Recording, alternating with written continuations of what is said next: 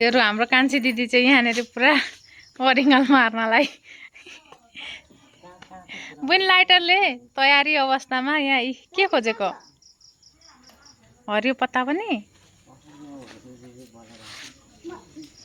यहाँनिर हामी अन्धकारमा जाँदैछौँ अरिङ्गल भुटेर खान्छौँ भरे हामी खाएको चाहिँ हाल्दिनँ है म खाँदिनँ कान्छीकैमा गएर खिच्यो मात्रै हो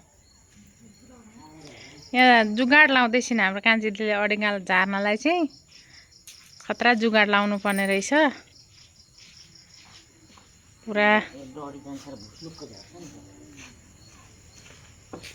पुरा यहाँनिर यस्तो गर्नुपर्दो रहेछ है तपाईँहरूलाई जुगाड चाहियो अरिङ्गल झार्ने भने हामीसँग छ यहाँ जुगाड बुन लाइटरले त किचनबाट डेभिड लाइटर कहाँ छ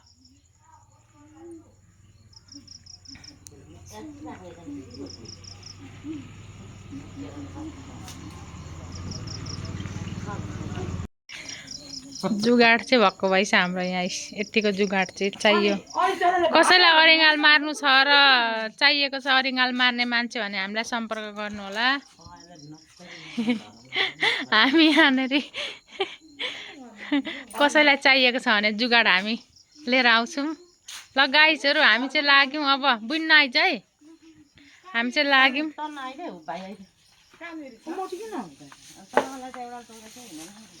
ल गाइसहरू हाम्रो चाहिँ यहाँनिर घर छेउमा बाँसको चेपभित्र अरिङ्गलको जुगाड अरिङ्गलको जुगाड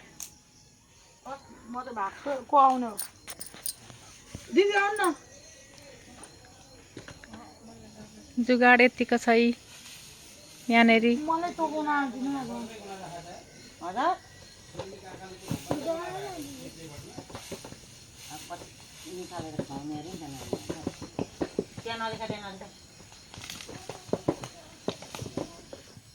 ल जुगाड हाम्रो यहाँ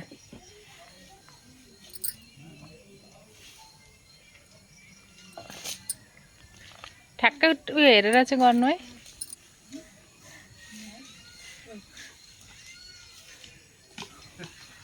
के गर्यो गिरिसले टोकाउनु पर्छ गिरिस मोटाउँछ अलिक उता उयो गर्न ठुलो मामले अलिअलि तल मुनि मुनि ठुलो माम नै देखिनु भएन कान्छी ती देखिन त देखिन्छ भरे गलत जग्गातिर पोलियो भने अनि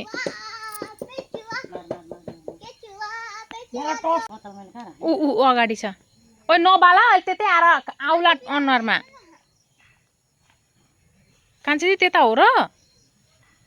पल्लो चेपमा जस्तो लाग्छ हो त्यहाँ चाहिँ हो सही जग्गामा ठ्याङ्राङ्गा लगाइन् कान्छीले जुगाड चाहिँ मजाले लगाइन् के यतिको आँटिलो भयो भने चाहिँ काम चल्छ कान्छीले बालिन् अरिङ्गललाई गुटुङटुङ लाएर लु त अन्त पराल बित्थामा लगाएको ओ कान्छी दिदी भरे फेरि आगो निप्दैन है उयो यो खाल्टोमा हालिदिनु न के गर्छ हेर त कराको ट्याँ गरेर ओफ गनायो गनाउँदा पो रहेछ ल अरिङ्गललाई दबाई गरिदिउँ दबाई आएर खान्छ इस ल सिकार एउटा चाकाको यति आयो अब दुईटा चाकाको झर्नै बाँकी छ एउटा चाकाको चाहिँ यति हो तर भुइँमा कति झरेको छ कान्छी दिदी कस्तो सुक्खा हुँदो कान्छी यसको गु फाल्नुपर्छ कहाँबाट फाल्नु यसलाई उसिन्नुपर्छ अनि टिकटिकेको ल्याएर यसो पुलुत्ता ए उसिनेपछि डर हुन्छ ए ल गाइस अब एउटा बारुला झार्न छ अहिले हामी बारुला हाल्छौँ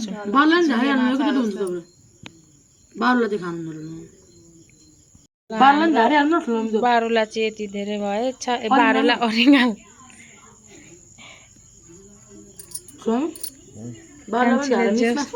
जनताहरू यहाँ खान बारुला खाना अरिङ्गल खान बसेका जनताहरू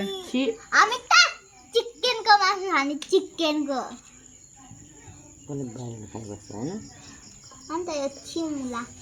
अन्त गरिबहरूले मात्रै खान्छ